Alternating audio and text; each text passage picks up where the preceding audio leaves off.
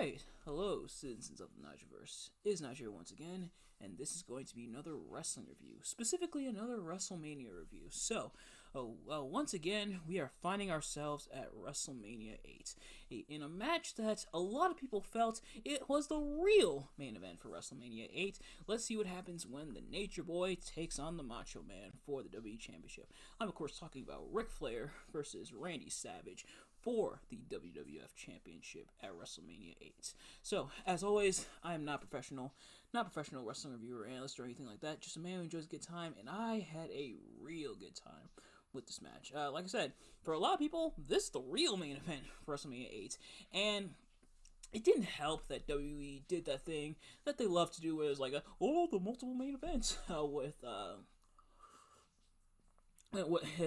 match that's pretty much what it signals to me is like, hey, here's a match that probably should have been the main event, but it's not going to be. So, we're gonna have this other match instead. Now, I know that's not always the case. Sometimes they do that, and then the actual main event is somewhat worthy of a main event, but normally that's what screams to me, and I'm sure to some other people as well. But without further ado, let's get right into it. Now, if you've seen these reviews of mine before, you kind of know how this works. If you haven't, I'm going to be talking about what I liked and disliked about the match.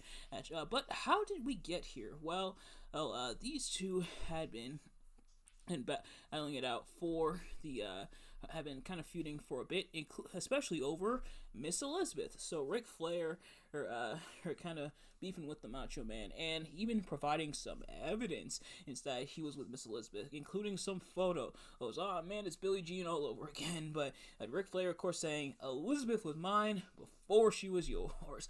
So kind of one of the bases of that, and of course there's a WWF Championship on the line. Ric Flair, of course, won the WWF Championship at the 1992 Royal Rumble. If you haven't already, go check out my review of that, with help from Hulk Hogan, of all people. No, the Hulkster hadn't turned heel yet. He was just mad at Sid for eliminating him fairly from the Rumble, mind you. But nevertheless, so it's led to this match here. And this match, starting with what I liked about this match, even from the jump, starts off really fast and furious with Randy Savage, first of all, sprinting down to the ring, which admittedly, the catalog of Macho Man matches I've watched, I've seen enough, but at the same time, I haven't seen a lot. But I don't think I've ever seen Macho Man run down to the ring quite like that. Almost not quite at the speed of like the Ultimate Warrior, but running down and immediately jumping at Flair. Things are getting very personal, chasing Flair to the outside, chasing him all around before beating him down, and then from there, kind of that fight aspect, just Macho Man just nipping at the butt. He wants Ric Flair. He wants to beat down Ric Flair at almost every turn, running around like a madman. A Macho Madman? Yeah, I know that was terrible. But going kind of like a madman, trying his best to beat down Flair. Her trying to outmaneuver her Macho Man, and including working on Macho Man's leg, including when he locks in the figure four, before Macho Man reverses the pressure. But Ric Flair, almost in a way, you could make the argument trying to use Macho Man's emotions against him. That's kind of the story they're telling throughout. And trying to kind of lull Macho Man into making a mistake in a way, and Macho Man and continuing to go at Flair and trying to overcome the odds, because not only does he have to overcome Ric Flair, but also Mr. Perfect, who is there at ringside alongside Ric Flair, and Mr. Perfect does interfere quite a bit, including when Miss Elizabeth is there. She eventually makes her way down to the ringside with a whole bunch of security trying to or agents or what have you, trying to stop her. Like, no, you gotta go to the back. Although it is funny because she's there trying to cheer on Randy, and the other agents are kind of just like there, like they're kind of just standing there trying to. It's implied they're trying to like coax her back to. Trying to coax her back to going backstage to not get involved in everything, but they kind of stand by there, so it's a little goofy. And are my eyes deceiving me, or is one of those people Shane McMahon? And it looks like him. Like the guy, I couldn't get excuse me, I couldn't get a good look at him because his back was turned to the camera, but it definitely did look a lot like Shane. It wouldn't surprise me, yeah, because the one thing Vince did, he did get his kids involved in the business.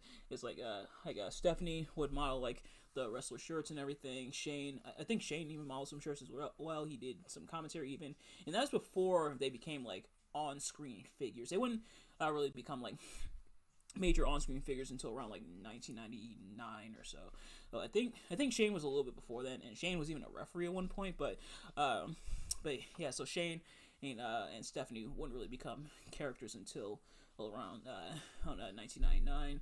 And specifically, and kind of funny, Shane was more so during the obviously Vince's feud with Austin, but especially around when Stephanie was dating Test, and then that obviously led to her relationship with Triple H and the McMahon Helmsley era, stuff like that. And as I say, the rest is history. But back to this match. So kind of the story they're telling throughout, I think, is pretty well done. Of Randy Savage trying to overcome the odds, as well also trying to get a piece of the Nature Boy, which he ends up doing, including dropping the elbow, even busting Ric Flair open, which I'm glad, even though Ric Flair's initial time in the WWF, he obviously would come back later on in 2002 and everything, but thankfully, even with the initial time in WWF, even though it was brief, he would end up going back to WCW not too long after. At least we did get a match with some color, of course, for Ric Flair, or even having the red gear to match the Crimson Mask.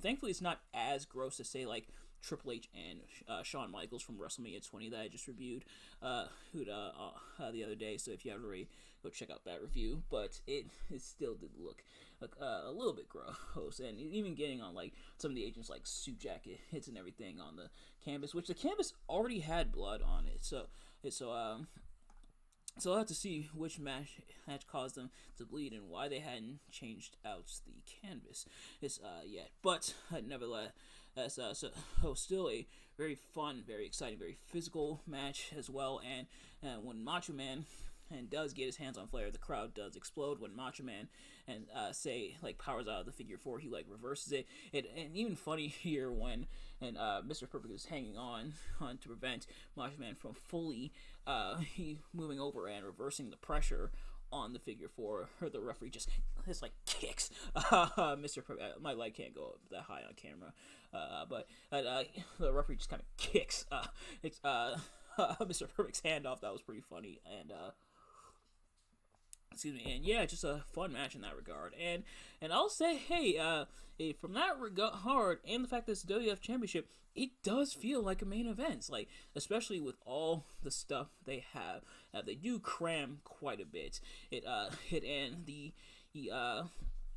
the final minutes of the match are like damn near chaotic because you got Miss Elizabeth, you got the agents, you got Mr. Perfect, you got all that, you got the stuff with Ric Flair and Macho Man, you got Mr. Perfect slipping in a foreign object to Ric Flair into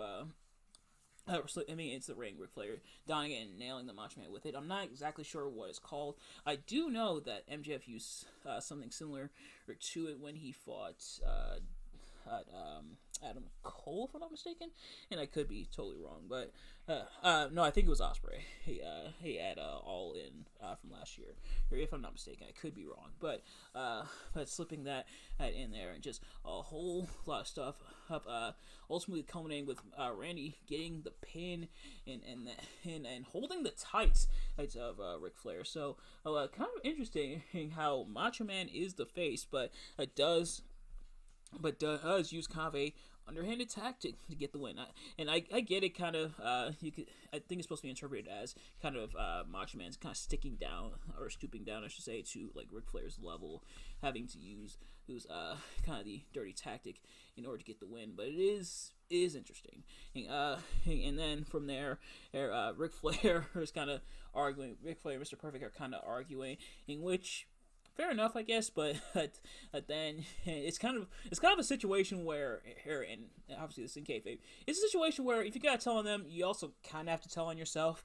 Oh, but then Ric Flair planning the big old smooch on Miss Elizabeth, and she immediately starts slapping before Macho Man gets to go at him, and the referees kind of hold him down. And all like the referees and agents are holding him down, kind of like no. It is crazy. So wild ending, very fun match. All the in ring stuff kind of meshes with like the with the extra storytelling bits of like the interference and stuff like that. It kind of helps the match along and kind of gives it even more of that identity.